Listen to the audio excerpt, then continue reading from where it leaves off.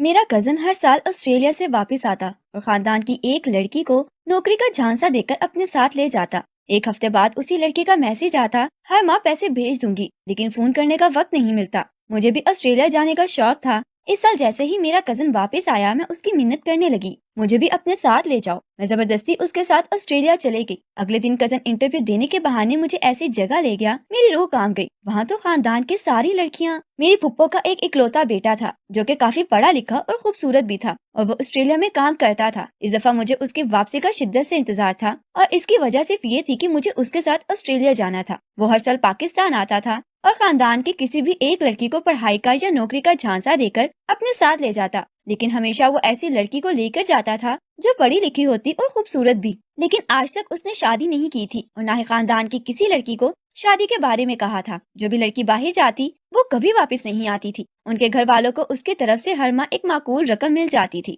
وہ لڑکی بتا دیتی تھی ایک ہفتے بعد ہی کہ اسے جاب مل گئی ہے اور اب وہ رقم تو بھیج دے گی لیکن وہ پاکستان نہیں آ سکے گی، کیونکہ نوکری کا اصول ہے کہ اگر میں پاکستان واپس گئی تو پھر واپس کبھی آسٹریلیا نہیں آ سکوں گی اور نہ ہی مجھے نوکری مل سکے گی۔ اب جو ماں باپ مجبور ہوتے تھے وہی تو اپنی بیٹیوں کو بھیجتے تھے، اور پھر وہ کیسے کہتے کہ وہ لوگ واپس آ جائے۔ ہر ماں باپ یہی کہتے کہ تم ادھر ہی رہو، نوکری کرو، وہ جب ہمارے مسائل حل ہو جائیں گے تو واپس آ جانا۔ میں نے پچھلے سال ہی BS کیا تھا اور میں نے پچھلے سال بھی کوشش کی تھی کہ میرا کزن مجھے لے جائے، لیکن اس نے خاندان کی ایک اور لڑکی کو پہلے سے کہہ رکھا تھا اور وہ اسے ساتھ لے گیا۔ میں نے بہت ضد کی کہ وہ مجھے لے جائے اور بلکہ دونوں کو ایک ساتھ ہی لے جائے، لیکن وہ نہ مانا۔ اس کا کہنا تھا کہ وہ صرف ایک کو ہی لے کر جا سکتا ہے۔ مجھے شدت سے انتظار تھا کہ وہ آئے اور میں اس کے ساتھ ہی جاؤں۔ ہمارے گھر کی کوئی خاص مجبوری تو تھی نہیں، میرے والد اچھا کماتے تھے اور میرا بھائی بھی اچھی یونیورسٹی میں پڑھ رہا تھا۔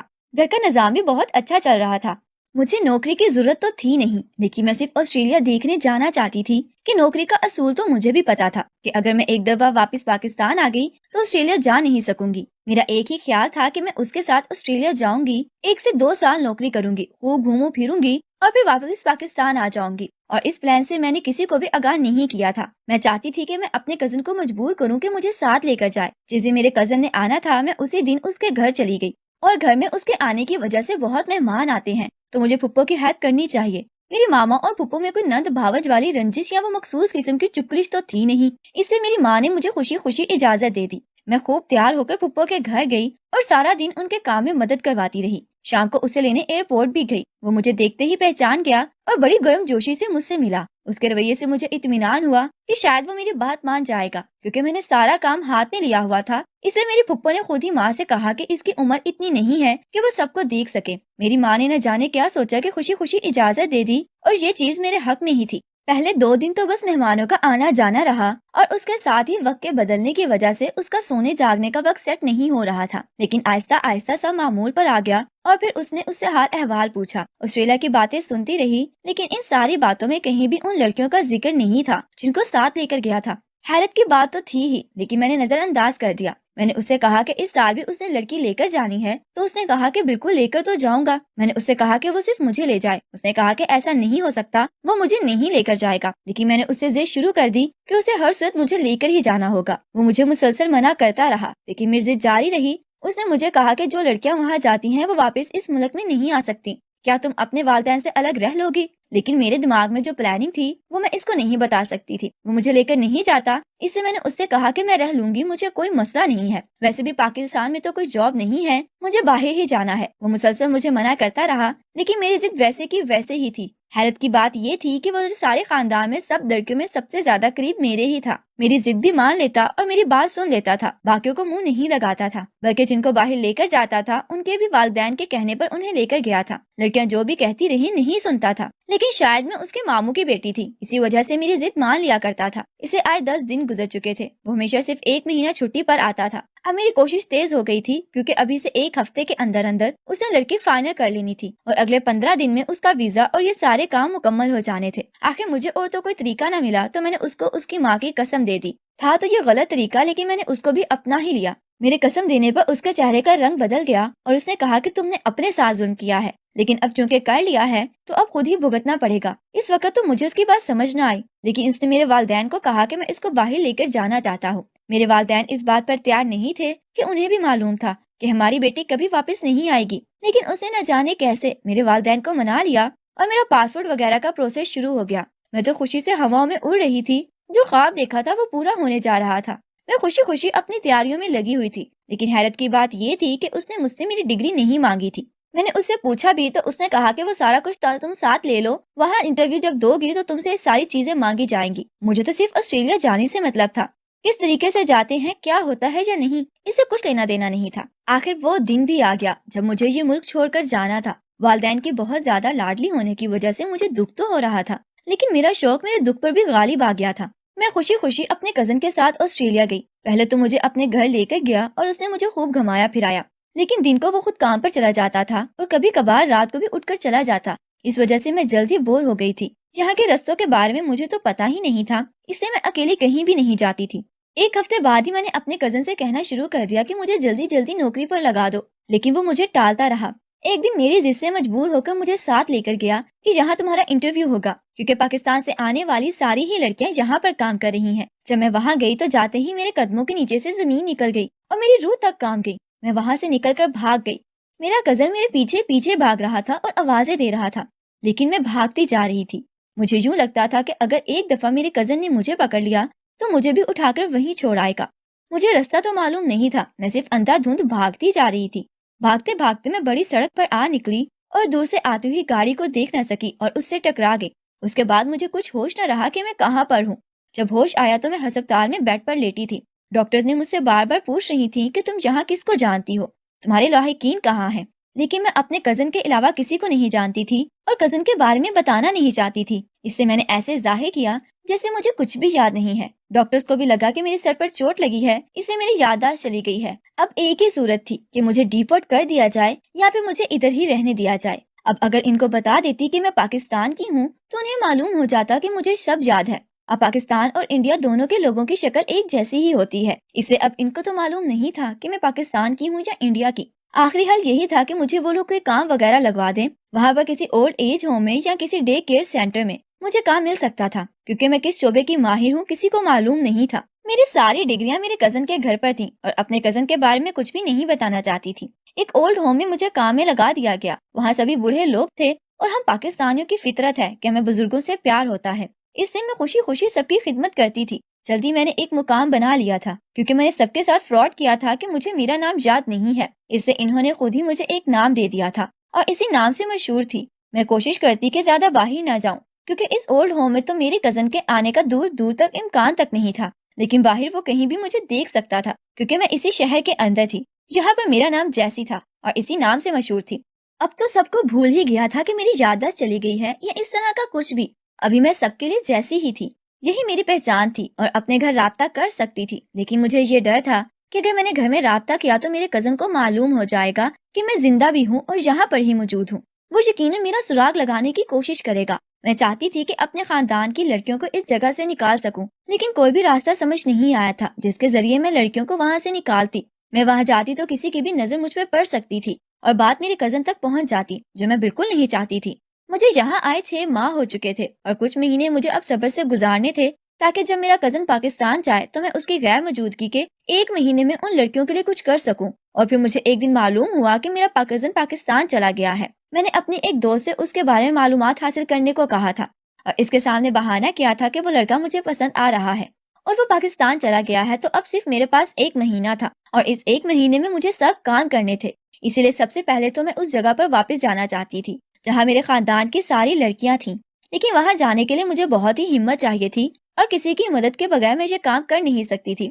یہ بات مجھے معلوم تھی۔ آخرکار ایک دن میں نے ہمت کی اور اس جگہ چلی گئی۔ وہ جگہ کوئی اور نہیں بلکہ ایک ڈانس کلب تھا اور وہاں پر میرے خاندان کی لڑکیاں کلب ڈانسر کے طور پر کام کرتی تھی۔ اور میں سے ایک لڑکی جو کہ میرے چچا کی بیٹی تھی اور میں اس سے بہت زیادہ قریب بھی تھی، میں اس سے جا کر ملی اور اس کو ایک وقت بتایا جو یہاں سے نکل کر ایک ہوٹل میں آ جائے۔ وہ تو مجھے وہاں دیکھ کر حیران رہ گئی، لیکن میں نے اس سے کہا کہ یہ بات کسی کو نہ بتائے۔ اس نے مجھ سے وعدہ کر لیا کہ مقررہ وقت پر پہنچ جائے گی۔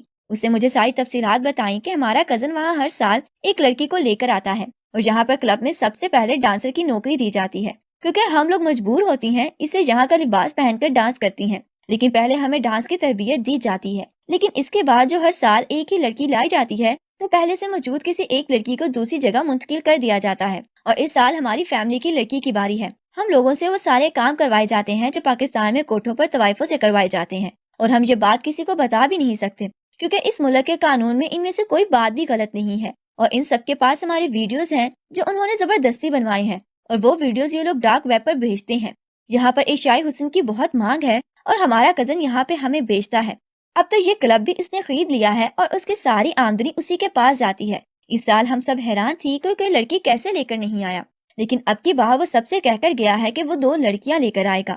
میں نے اپنی کزن کو بتایا کہ وہ اس سال بھی ایک لڑکی لے کر آئے گا، کیونکہ پچھلے سال مجھے لے کر آیا تھا، لیکن میں وہاں سے بھاگ گئی اور میں نے یہ ڈرامہ کیا کہ میری یادداشت چلی گئی ہے۔ میں نے اپنی نئی شناخت کے ساتھ رہ رہی ہوں اور اس سے وعدہ کیا کہ میں ضرور اس کی مدد کروں گی۔ اس کا رابطہ نمبر لے کر میں نے اسے جانے دیا۔ اب اس سے وعدہ تو کر لیا تھا، لیکن مجھے سمجھ نہیں آتی تھی کہ اس کی مدد کیسے کروں گی، اور نہ ہی کوئی راستہ تھا۔ اور اگر میں یہ کہہ دیتی کہ مجھے میرا ماضی یاد ہے تو بہت سی باتوں کے جواب مجھے دینے پڑتے۔ میں عجیب دراہے پر آ گئی تھی۔ میں نے اپنی کزن کے ساتھ مل کر وہاں کام کرنے والی اپنے خاندان کی تمام لڑکیوں سے یہ وعدہ کر لیا جو اس دھندے میں پڑ چکی ہیں۔ ان کو یہاں سے نکالنا تو مشکل کام ہے، لیکن اب کسی اور کو اس دھندے میں نہیں پڑنے دینا ہے۔ وہ سبھی ان چیزوں سے تنگ تھیں، اس لیے انہوں نے مجھ سے وعدہ کر لیا، اور یہ بھی کہ وہ میرا راز بھی میرے کزن کو نہیں بتائیں گی، اور نئی آنے والی لڑکیوں کے بارے میں ساری معلومات بھی مجھے دیں گی۔ 1 مہینے بعد میرے کزن واپس آیا تو اس دفعہ وہ اپنے ماموں یعنی میرے چچا کی دوسری بیٹی کو ساتھ لے کر آیا تھا، اور میرے ماموں کی بیٹی کو بھی لے کر آیا تھا۔ دونوں ہی پڑھی لکھی اور تیز ترار لڑکیاں تھیں۔ میں ان کو بہت اچھے سے جانتی تھی۔ جب وہ یہاں آئی اور وہ ان کو کلب میں لے کر گیا تو پہلے سے موجود لڑکیوں نے انہیں سب بتا دیا کہ اگر انہوں نے کام کیا تو یہ ان کی ویڈیوز بنا لیں گے اور وہ کبھی بھی ان سب سے نہیں نکل سکیں گی۔ میری وہ کزن جس نے مجھے ساری معلومات دی تھی وہ ان کو ساتھ لے کر مجھ سے ملوانے لائی۔ میں ملاقات ہوٹل میں طے ہوئی تھی۔ ہم لوگ بیٹھ کر بات کر رہے تھے اور سوچ رہی تھی کہ ان لوگوں کو کس طرح سے اس دھندے میں پڑنے سے بچایا جائے۔ اسی وقت میرا کزن وہاں آ گیا۔ شاید وہ ان سب کا پیچھا کرتے ہوئے وہاں آیا تھا۔ اس نے مجھے دیکھا تو بہت حیران ہوا۔ اس نے کہا کہ مجھے تو لگتا تھا کہ تم مر گئی ہو، ورنہ 1 سال میں مجھے مل جاتی۔ لیکن میں نے اس سے کہا کہ مجھے کمزور سمجھنے کی غلطی مت کرنا، کیونکہ اس 1 سال میں مجھے اس ملک کی شہریت حاصل ہو چکی ہے اور اب یہاں کی معزز شہری ہوں، ایک نئی شناخت کے ساتھ۔ اس لیے میرے ساتھ تم کچھ نہیں کر سکتے، لیکن میں تمہیں برباد کر سکتی ہوں۔ جواب میں اس نے جو کہا میرے لیے حیران کن ضرور تھا، لیکن میں نے اس کی بات پر یقین نہیں کیا۔ اس نے کہا کہ تمہیں یاد ہو تو میں خاندان میں سب سے زیادہ تمہاری بات مانتا ہوں۔ یہاں لانے کے 1 یا 2 ہفتوں تک میں تمہیں اس کلب میں لے کر آیا تھا، بلکہ دوسری لڑکیوں کو تو میں دوسرے دن ہی یہاں لے آتا ہوں۔ اصل میں تمہیں میں فروخت کرنا ہی نہیں چاہتا تھا، میں تم سے شادی کرنا چاہتا تھا، اس لیے تو یہاں نہیں لانا چاہتا تھا۔ تمہاری ضد سے مجبور ہو کر لے آیا، اور میں تمہیں کبھی بھی فروخت نہ کرتا، میں ابھی بھی تم سے شادی کرنے کو تیار ہوں۔ لیکن میں نے اس کا یقین نہ کیا اور اسے کہا یہ سب سچ بھی ہے تو یہ سب لڑکیاں اور ان کی زندگیوں کے ساتھ تم جو کر چکے ہو ان میں سے کس کس کو جواب دو گے؟ اسے کہا کہ مجھے یہاں لڑکیوں کے لے کر آتے یہ 7واں سال ہے، جن میں سے 5 لڑکیاں پہلے کلب میں کام کر رہی ہیں، 1 تم ہو اور 2 میں اس سال لے کر آیا ہوں۔ لیکن میں اس سال آنے والی لڑکیوں کو بالکل بھی اس دھندے میں نہیں ڈالنے والا تھا۔ ان کو صرف اس لیے لایا کہ جو میرے اوپر بیٹھے ہیں ان کو دکھا سکوں کہ میں ان کے ساتھ مخلص ہوں۔ میں خود بھی مجبور تھا، ان لوگوں کے ہاتھ میں میری ایک کمزوری آ گئی تھی، اس وجہ سے میں بلیک میل ہو رہا تھا، اور اگر میں خاندان کی لڑکیاں لے کر نہ آتا تو ان لوگوں نے شاید میرے ماں باپ اور میرے سارے خاندان کو اس صفحہ ہستی سے مٹا دینا تھا، اور پاکستان کی نہ جانے کتنی بہنیں بیٹیاں یہاں آتی، ان کی تعداد ہزاروں میں تھی، لیکن میں نے ان کی منت سماجت کر کے پاکستان کا ایجنٹ خود کو بنا لیا تھا۔ اور یہ جتنی لڑکیاں یہاں آئی ہیں ان کے ساتھ غلط ضرور ہوا ہے، لیکن میں نے ان کے قدم قدم پر مدد کی ہے۔ دوسری صورت میں یہ اب تک نہ جانے کہاں پہنچ چکی ہوتی اور روڈ پر کھڑے ہو کر اپنی بولیاں لگا رہی ہوتی۔ میں نے ہمیشہ کوشش کی کہ ان کے ساتھ کچھ غلط نہ ہو۔ ان لوگوں نے خود اپنے فرینڈز وغیرہ بنائے، لڑکوں کے ساتھ دوستی کی، ان کے ساتھ وقت گزارا، یہ ان کا اپنا عمل تھا جس میں ان کو روک نہیں سکتا تھا۔ لیکن اب ان کو مجھ پر اعتماد ہو گیا ہے اور پچھلے سال سے انہوں نے مجھے اپنے گروہ میں شامل کر لیا ہے، اور میں نے ان کے اندر رہتے ہوئے ان کی جڑوں تک پہنچ چکا ہوں۔ یہ گروہ وہ ہے جو دنیا کے ہر ملک سے لڑکیاں اٹھاتے ہیں اور جس ملک میں ان کی ڈیمانڈ ہوتی ہے وہاں پر بیچ دیتے ہیں۔ ان کے متعلق تمام ثبوت انٹرپول تک پہنچا چکا ہوں اور ان ساری لڑکیوں کے لیے علیحدہ سے باعزت نوکریوں کا بندوبست بھی کر چکا ہوں۔ مجھے اس پر یقین تو نہیں تھا، لیکن میں نے پھر بھی اس سے کہا کہ اگر ایسا ہو گیا تو میں اس سے شادی کروں گی، اور یہ میں حلف لے کر کہہ رہی ہوں۔ اس نے یہ بات مان لی اور ہم سب اپنے اپنے ٹھکانے پر چلے گئے۔ 1 مہینے بعد ہی مجھے معلوم ہوا اسے جو کہا سچ کر دکھایا ہے۔ اس نے انٹرپول تک ساری معلومات ثبوت کے ساتھ پہنچا دی تھی، جس کی وجہ سے یہ سارا گروہ گرفتار ہو گیا تھا اور ساری ویڈیوز کو ڈیلیٹ کروا دیا گیا تھا ویب سائٹ سے بھی، اور اب یہ لڑکیاں آزاد ہیں، اور میرے کزن سارے لڑکیوں کو اچھی جگہ پر نوکریاں بھی دلوا دیں۔ مجھے اب اس چناؤ کے ساتھ رہنے کی ضرورت نہیں تھی۔ میں نے اپنی یادداشت واپس آ جانے کا ڈرامہ کیا اور اپنے بارے میں سب کچھ بتا دیا، کیونکہ میرے بارے میں ساری تفصیلات پولیس کے پاس تھیں اور یہ اس ملک کا قانون تھا۔ اور پھر میرے کزن نے پولیس میں جا کر یہ کہہ دیا کہ وہ میرا کزن ہے اور مجھے پاکستان واپس لے کر جانا چاہتا ہے۔ اس طرح ہم پاکستان آ گئے اور اپنے والدین کی رضامندی سے شادی کر لی اور میرے والدین اس شادی سے خوش تھے۔ ہم لوگوں نے وہاں کی نیشنلٹی ہونے کے باوجود پاکستان میں رہنے کا فیصلہ کیا اور یہ فیصلہ بالکل صحیح تھا۔